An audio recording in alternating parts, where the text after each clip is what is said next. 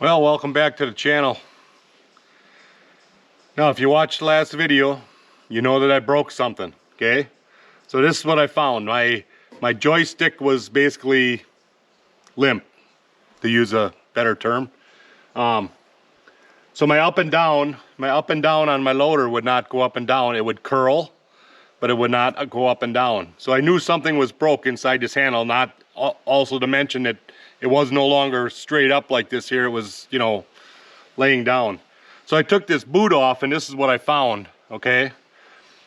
I don't know if you can see that where you're at. Maybe I need to change the camera angle. Let me adjust the camera for a second and see if I can get a better shot at what you're seeing here inside this joystick. All right, hopefully that's better. So it's kind of an awkward spot for setting up the camera. But anyhow, there's a little bolt here with a pin sticking out, and that pin, you can see this pin right here, okay? That pin snapped off. That's what controls this valve going up and down, pushing this valve stem in and out, okay? So we're gonna take this apart and see what this looks like inside here. And then this pin here, I think this pin is just gonna fall out of here. Gotta come this way with it. There. So there's the little pin. All right. I'm gonna also go get my caliper, measure this up right away. So this pin measures about 233, so that would be 6 millimeters, 236. So I would imagine if I measure this hole, yep, that hole measures about 238. So yeah, that pin is a 6 millimeter pin. So let's take this piece apart here and see what that measures up at. So you're gonna need, it's a 13 millimeter wrench on one side and it's a 12 on the other.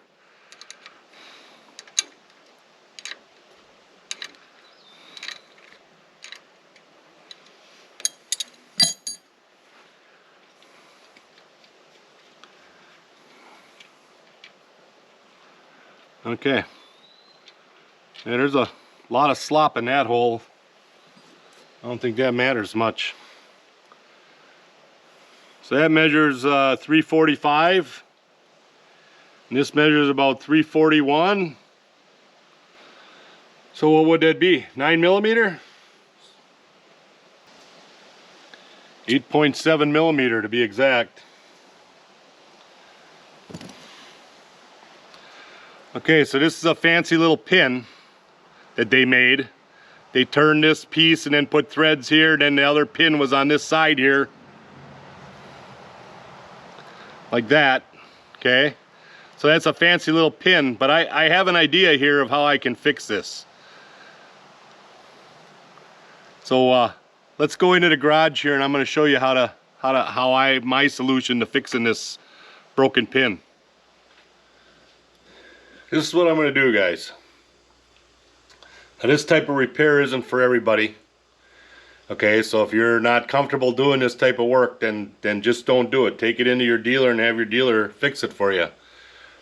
But the only bolt I have is a 5/16 American bolt. Okay, so the hole in that plunger, in that valve, actually measures around 9 millimeter, which is whatever. I don't know what 9 millimeter is. But if you can find a 9 millimeter bolt, great. But I don't know where you'd find a 9 millimeter bolt, because none of the hardware stores carry 9 millimeter. They carry 8 millimeter, which is 315. 5/16 is 312. So I went with the 5/16 because that's what I have here. All right. So there's going to be a little bit of slop in this part right here. Okay, but it ain't that much. It's not, you know, 1 millimeter is what, 40 thousandths. So it'll be 20 thousandths per side. That isn't a lot. So this is what I'm going to do to get it by, get this thing running, and it's a real easy fix. So what I did here, I got my grinder set up because I don't have a lathe, okay? So I got the grinder set up here. I put the nut on here up to this shoulder. This is, I believe, 1.25 inches. Let me check that for you. Actually, I stand corrected. This is 1.5 inch bolt, and it's got a little bit of a non-threaded shoulder on it there. So I put the nut on there, and I'm going to turn all these threads off here, and the diameter here of this pin that goes in the other part of the mechanism, that's going to be 236. That's 6 millimeter. So I'm going to grind this down until it gets to 6 millimeter, and then when I unthread this nut, that'll clean up those threads that I damaged a little bit, and then I can put it back together on the machine, and it should work.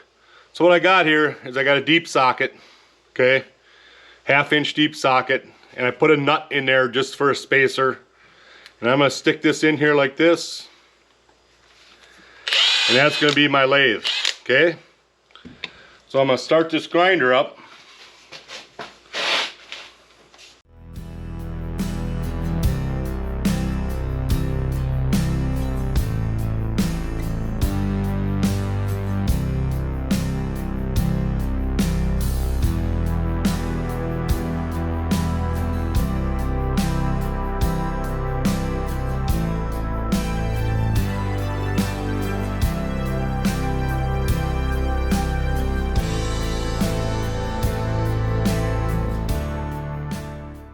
Alright, you get the idea there.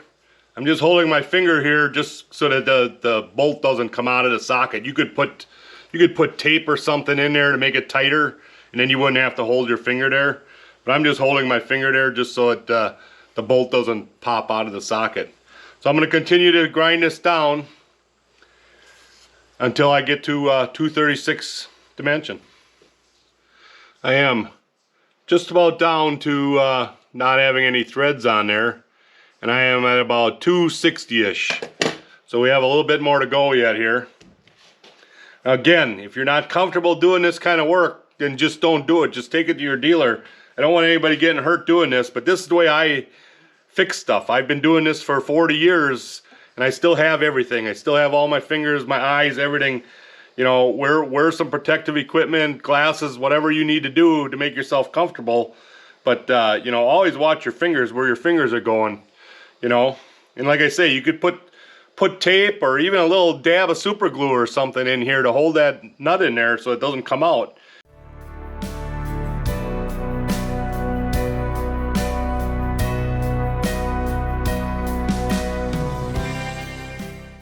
Things starts to get warm on your finger a little bit after a little bit, so you gotta stop and wait a little bit here and recheck it. I'm at 244 right now.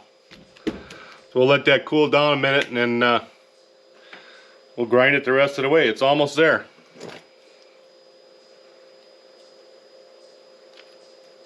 Yeah, I'm actually at 234 down in the bottom here, so I just got to grind the upper threads there a little bit on the end.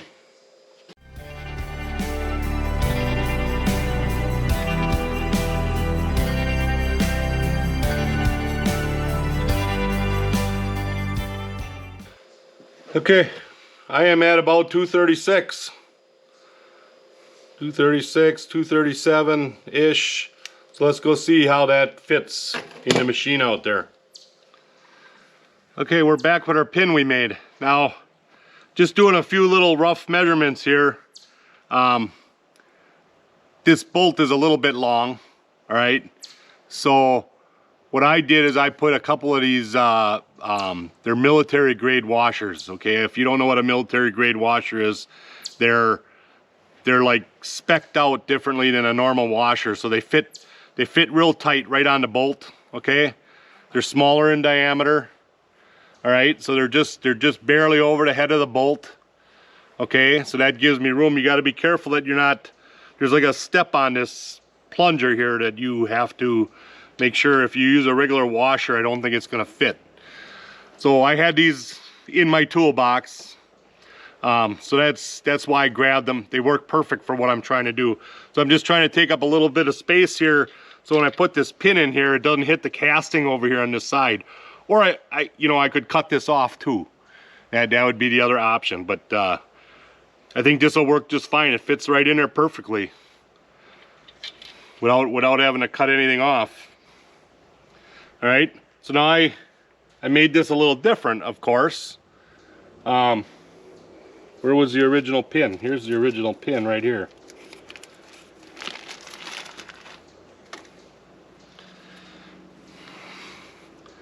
So the original pin had a solid nut here. This is turned into the part, and then a turning, and then threads on the outside. So I did just the opposite. I got the solid head on the outside, and then basically the shank of the bolt, and then the nut on the inside. And it's going to do the same thing. It's going to do the same thing. It's a little bit smaller diameter. So there, you know, as long as you get it tight, it's not going to hurt it any, I don't think.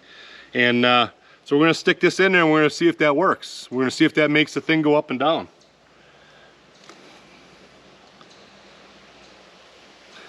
So just stick that in there, and you have to feed it through, and feed it through that, whoops, I missed a step. Got to feed it through there, feed it through your nut, and then feed it through the other little bearing, or whatever you want to call it. There. Now we just tighten this nut up on here. It's one of them jobs you need about, could use a third or a fourth hand to get this all straight. So now to tighten this one up, I need 2 1/2-inch wrenches.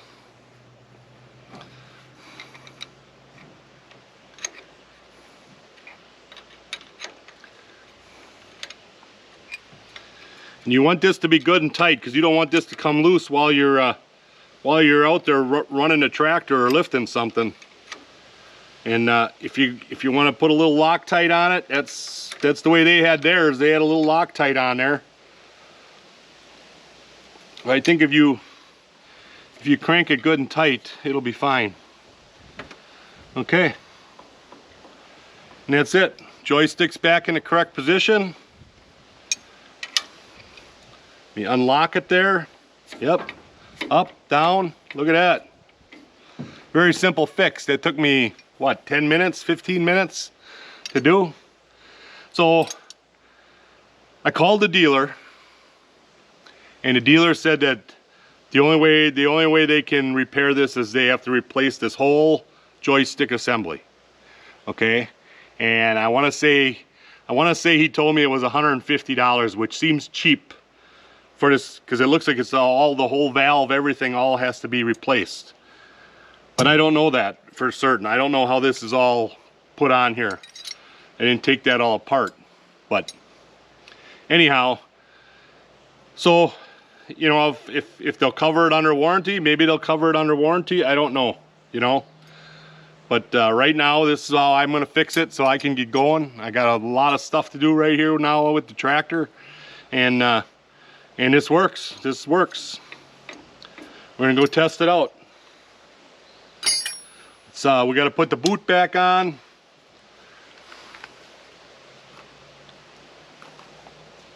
The boot's not too bad. You just got to make sure you get this backside down in there first, and then you flip this one over that little, your lock. Look at that. Nice. All right. We're going to get the tractor started up, and we're going to test it out. Now, like I said before, if you're not comfortable doing a repair like this, just don't do it. Just don't even mess with it. Just take it to your dealer and have your dealer do it for you. But I'm a journeyman tool and die maker. I've been doing this for 30-some years. I worked in a steel mill for, you know, 14 years before that. So I'm very comfortable making a repair like this, and I know it's going to work, and I'm not going to have any issues. When I take this in, I'm going to take this in for a 50-hour service. So I already talked to the guy, and then he's going to see if he can get this done under warranty, you know, and get it fixed, put it back to its original. But I'm still going to keep that little pin I made, you know, just so that, you know, I have a spare, because if this happened already here in 35 hours, it's probably going to happen again, right? So let's test this out. So tractor's got the parking brake on. We're going to start it up here.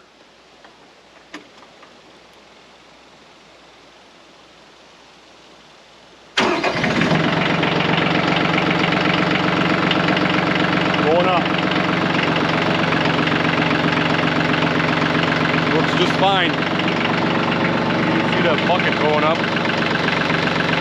Yep, bucket up, bucket down.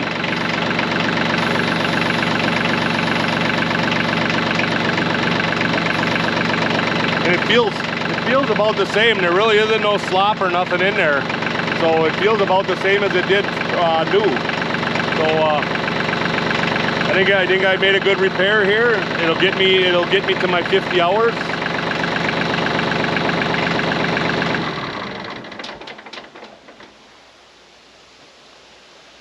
This will get me to my 50 hours, and then we'll see what they come up with. If they can fix it, if they can fix it under warranty, great. If not, you know, we'll see what the cost of it is. You know, 150 is probably the part. I don't know if, you know, labor. You don't know. You know, you don't know until you take it in. So, but I've seen similar things on Facebook where guys show pictures of this thing busted inside here.